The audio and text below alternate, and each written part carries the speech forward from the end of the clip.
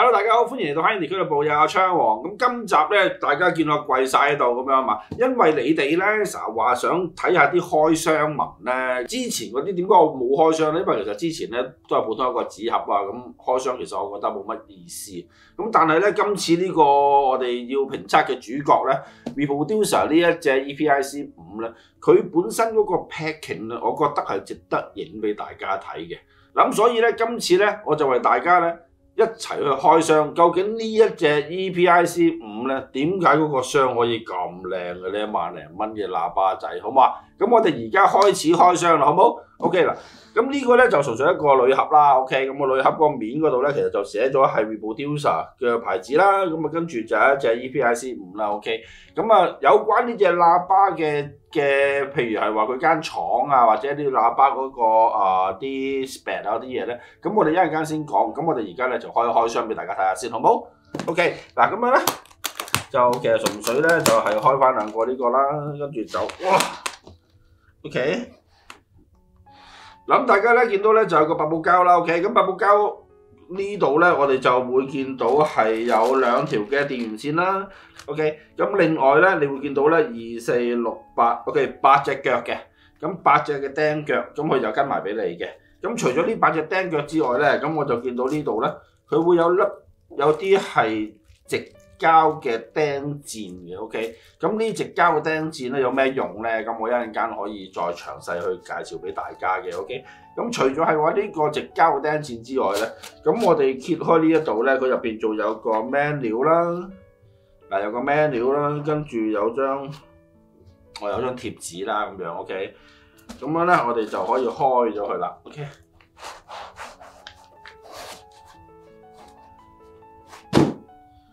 好嗱，咁開咗之後咧，咁我就拎兩隻喇叭出嚟先，好唔好？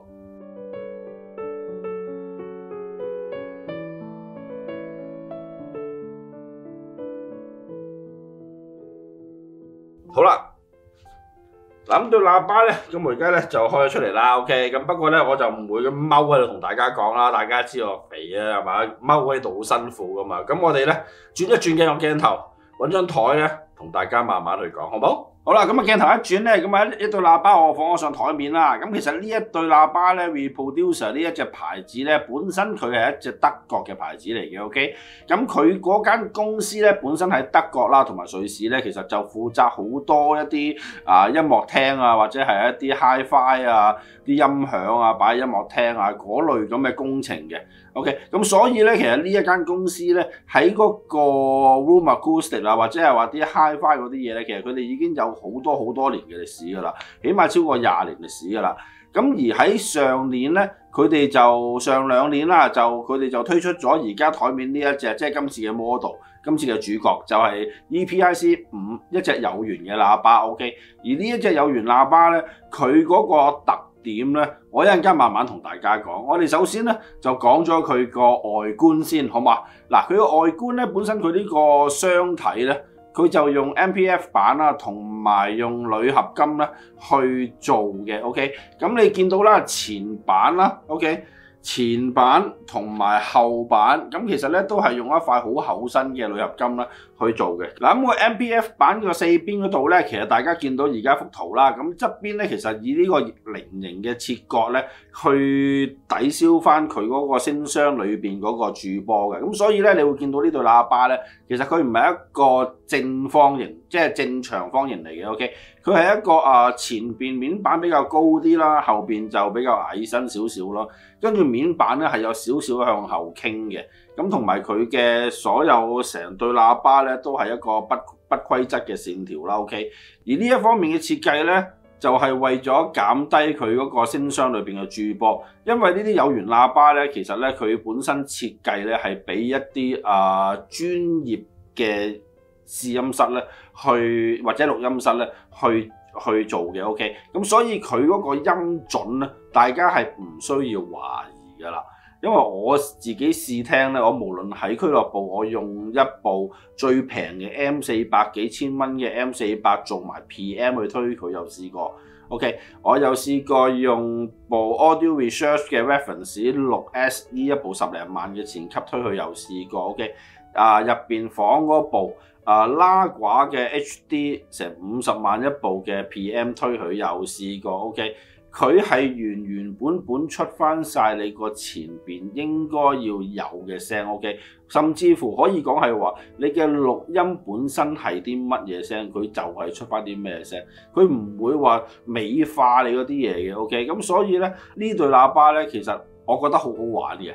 OK， 咁我哋一陣間講到，或者係話我一陣間示範，我俾2首歌俾你聽下啦。咁啊，等大家聽下，究竟佢用唔同嘅 PM 推佢咧，有啲乜嘢嘅效果，好冇？嗱，咁我哋講完佢嗰個喇叭箱啦。OK，咁喇叭箱講完之後咧，咁我哋講下佢個單元啦。OK，嗱，佢個單元咧，呢間公司咧，所有嘅單元咧都係佢自己嘅研發嘅。OK，包括係啲乜嘢咧？今次佢呢個EPIC5咧，佢嘅高音咧係用咗1寸嘅半球體嘅高音。OK，咁而個中音咧亦都係用一個鋁合金嘅5.25寸嘅中音。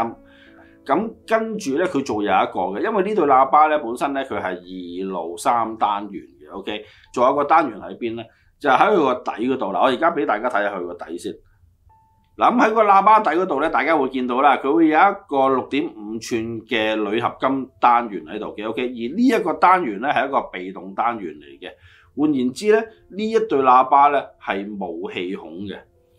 嗱，咁所以咧，我再強調一次，呢間公司咧，佢所有嘅單元咧都係自行開發嘅 ，OK， 全部都係用一啲金屬嘅物料咧去做一個單元嘅。咁當然啦，佢哋去用到一啲鋁合金嘅物料啊。咁其實佢咧個特點咧就係快啦、通透啦。OK， 咁而呢啲咧就正就係喺一個 monitor 嘅喇叭嚟講咧，係一個好需要嘅嘢嚟。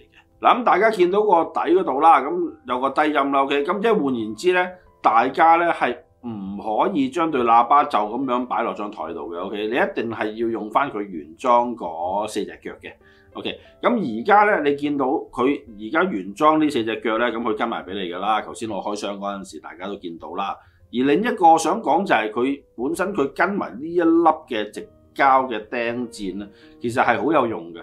嗱，因為直膠嘅釘墊咧，佢除咗有一個 damping 嘅作用之外咧，佢做有一個好好嘅作用咧，就係當你對喇叭爆到好大聲嗰陣時咧，因為其實佢嗰個聲箱咧都會因為佢個低音始終都好勁噶，咁所以咧佢會有可能咧，如果你唔落呢啲直膠嘅釘墊嘅話咧，佢會跟住你啲低音咧走位嘅，即係全部會自己喐嘅。OK，咁所以咧呢一粒直膠嘅釘墊咧，大家係千祈唔好睇小佢。佢除咗係話會幫你調聲之外咧，佢仲可以幫你穩定翻對喇叭嘅，好冇？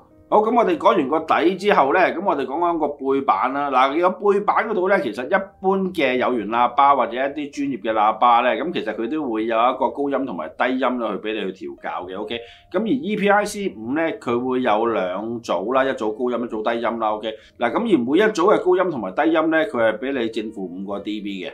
嗱，咁對喇叭咧，咁我初步介紹完啦。咁我而家咧，首先咧，不如大家聽2首歌先啦。我就用 M48咧，嗱，因為咧 SMSL 嘅 M48咧，佢除咗係一部好勁嘅 DAC 之外咧，佢仲有一個前級嘅功能嘅。OK，咁所以咧，我只不過咧就係將佢咧去做個解碼同埋前級。OK，咁我就直接喺嗰個 M48嗰度咧去調校個音量，去播俾大家聽嘅，好冇？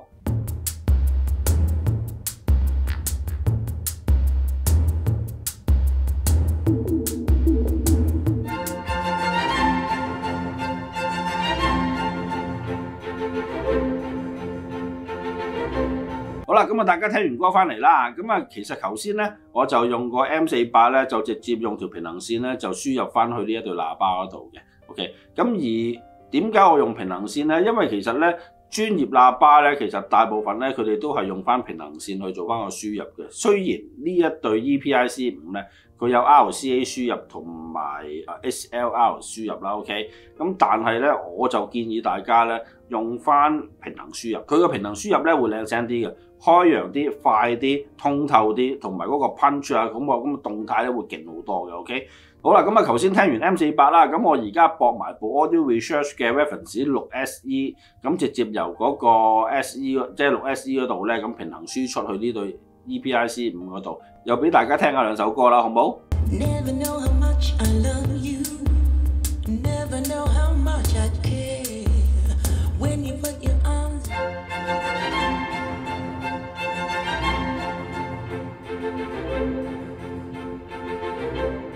好啦，咁啊又聽完歌翻嚟啦。咁其實頭先咧，我就嗰個 DAC 咧，我就冇用 SMSL 嗰部 M400噶啦，部 DAC 咧我用翻 Solo 嘅 D2 嘅 ，OK。咁而嗰個 Music Server 咧，我就用翻我哋香港品牌啦 Attic Creation 嘅 Bach 嗰部 Music Server 嘅。咁啊直接咁樣去推呢對喇叭嘅 ，OK。咁就冇 Power M 噶啦，因為呢對有源喇叭嚟噶嘛，係咪？嗱咁大家頭先聽完嗰個聲音啦 ，OK。嗱個聲音咧，我可以話俾大家聽，嗱，如果以價論聲嘅話咧，佢係絕對有能力去挑戰而家市場上好多嘅即係一啲大牌子嘅有源喇叭嘅。OK， 嗱咁一來啦，佢就係一個錄音室嗰個專業嘅有源喇叭啦。OK， 所以咧佢咧就唔帶自身嘅色彩嘅。你所有嘅色彩咧都係嚟自於你部 PM 啦，你條平衡線啦，甚至乎你俾佢嗰條電源線啦。漏咗同大家講，我頭先駁呢對有源喇叭呢對 EPIC 5咧，嗰條平衡線咧，我只不過係用一條600幾蚊條，因為我而家手頭上我冇一條平衡線係咁長可以掕到過嚟 ，OK。嗱，至於嗰條電源線咧，我就用咗 Godham 嘅電源線嘅啫。咁啊，一啲好普通幾百蚊嘅貨仔嘅嘢，我絕對冇用到一啲好貴嘅嘢去推佢嘅。OK， 咁只不過最貴嘅就係即係前面嗰 part 啦，就係套機套機後邊啲線啊，咁嗰啲梗係貴啦。咁但係接駁呢對 EPIC 5嘅話咧，我全部都係用啲平價嘅嘢嘅。OK， 嗱咁大家聽完 EPIC 5咧，用兩部不同嘅grade 啦嘅 PM 去推佢 ，OK， 我唔知道大家透過耳機會有啲咩嘅聽感 ，OK， 咁但係咧嗱，我可以話俾大家聽咧 ，EPIC 5佢本身佢嗰個能耐咧，佢係可以去到你前面俾幾多佢就可以出翻咁多出嚟 ，OK， 佢嗰個分析力係可以好恐怖嘅。嗱咁至於佢個中頻嗰方面咧，咁其實佢個中頻因為佢用嗰個鋁合金嗰個單元啦 ，OK， 咁所以佢嗰個反應咧係好快，佢嗰個微動態係可以好快嘅。咁但係咧就要視乎翻你條平衡線啦，同埋你條電源線啦，俾啲乜嘢佢去調翻個味道出嚟。因為咧佢始終都係一隻monitor 嘅喇叭嚟嘅，咁所以咧所有嘅味道咧都係要經過線材啦、你嘅前級啦去調翻個味道俾佢嘅。OK， 咁所以呢一對喇叭咧個可玩性咧係好高嘅。咁而另一方面我想講嘅咧就係我再重申一次，呢對喇叭咧佢除咗個高頻啦同埋嗰個中頻之外咧，佢個低頻咧係可以好恐怖。佢恐怖嘅意思咧就係話佢唔係淨係得個量感，佢係有層次嘅。喺一個400尺嘅環境咧，用一對有源嘅喇叭仔去播古典咧，你會聽到一種有層次嘅低音。咁而佢咧其實呢對有源喇叭咧，佢除咗可以播古典之外咧，我覺得佢播一啲 pop music 咧係好正嘅，因為佢嗰個低音嗰個 punch 係好靚，個節奏感好強。OK， 咁當然啦，嗰個質素，嗰個低頻嗰個質素就睇下你嗰部PM 或者你部 DAC 你個 source 究竟可唔可以俾到一啲更加靚嘅嘢佢啦 ？OK， 咁如果你可以俾到一啲更加靚嘅嘢俾佢嘅話咧，佢絕對有能力去挑戰一啲而家市場上可能係幾萬蚊嘅喇叭。OK， 咁而呢一對喇叭咧，只不過係賣緊12500蚊嘅啫。OK， 咁所以咧呢對喇叭咧，我覺得係超級抵玩嘅。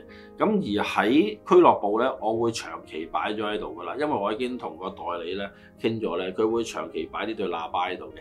如果大家有興趣聽下呢對喇叭嘅實力嘅話咧，嗱，記住打呢個電話俾我，咁我咧就會安排用一套比較靚啲嘅 Hi-Fi 咧去推俾大家聽下，俾你哋感受下呢對喇叭仔嘅威力，好嘛？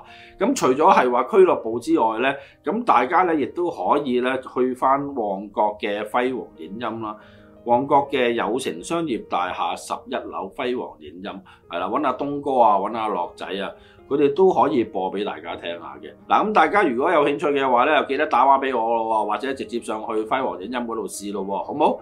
嗱，咁今集咧就去到嚟呢度啦。咁啊，未訂閱 High Andy 嘅 YouTube Channel 朋友咧，咁啊快啲訂閱啦。咁同埋咧 share 埋俾班老友啦，撳埋個鐘仔啦，好唔好？好啦，咁啊多謝大家收看，好，拜拜。